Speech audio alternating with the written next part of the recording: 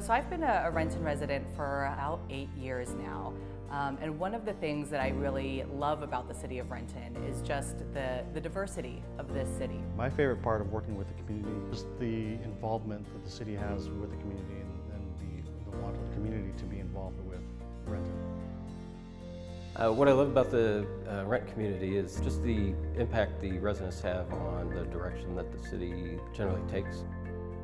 You know, communications has changed so rapidly over the last 10 years, and we're seeing that change again and again at a pace year over year. And so rather than asking our residents to come to us to get information, we're proactively going out to find out where they're receiving it and meeting them where they are.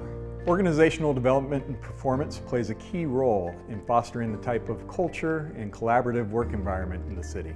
One that supports staff, focuses on engagement and collaboration, and creates the type of atmosphere that ultimately leads to a better experience for our residents.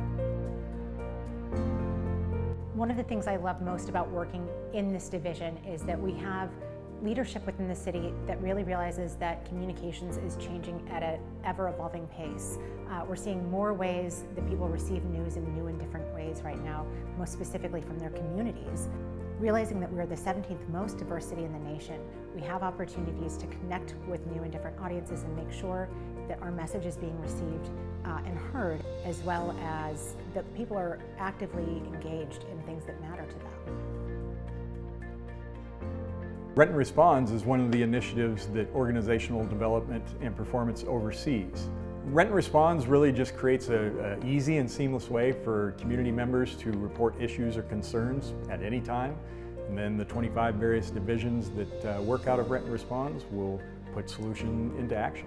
We've seen a significant increase in the last year, up about 10% from 2022, resulting in about 6,000 total requests for 2023. One of the biggest projects we'll be working on in 2024 is the launch of a new website.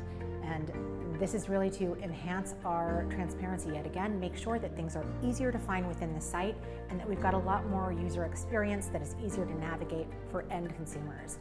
We want to make sure that you have the opportunity to engage with us in our digital lobby in the same way you would with our traditional face-to-face format.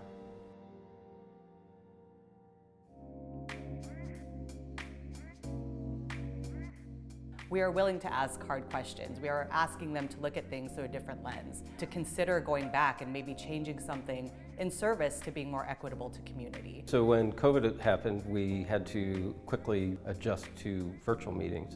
And at the time, while virtual platforms were available, the city didn't really have the infrastructure in place to do that. And so over the last 3.5, 4 years, we have completed a $350,000 project to allow virtual meetings at council meetings, public meetings. The virtual component to the council meetings now allows residents who may have either accessibility issues or just scheduling issues that don't allow them to participate in person. They can now join the council meetings virtually and still participate in the civic process. The IT strategic plan helped identify gaps that were in IT and also point us in the right direction to make sure that we're bringing the best technology solutions to the city and the community. As part of one of the ways we're expanding our outreach, we are adding new staff roles to our division, and that includes a community outreach coordinator. We've added a new communications specialist to our team to produce video content for Channel 21, and we've really taken a full look at how we can produce content on multiple platforms that is meaningful to audiences and reach people in different ways. Yeah, one of the IT strategic goals was to optimize and modernize technology. So we've expanded Wi-Fi at several of the city community centers and parks. We've introduced tools on dashboarding and data analysis. One of the points behind expanding our Wi-Fi at community centers and the senior center was to improve equity and access to all Renton residents.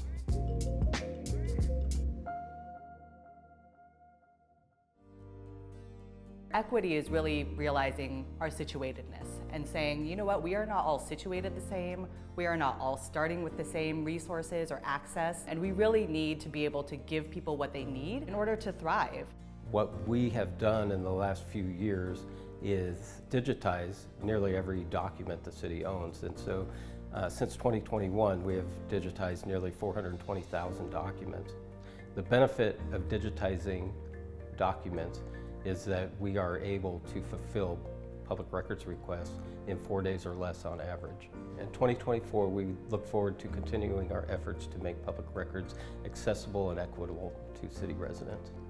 In support of the mayor's goals on enhancing communications and enhancing customer service, one of the things we're really trying to do within the communications division is to actively get out more content so that people know what's happening in advance. We want people to be proactive within their local government. We want opportunities for people to be involved in the civic process, and we want to also educate our community on what your local government does for you, what resources are available to you, and what projects are coming down the pipeline that may have an impact on your day-to-day life. So there's a lot at stake, right, in terms of really ensuring that there's an intentional equity lens on the work that the City of Renton is doing currently and planning to do in the future.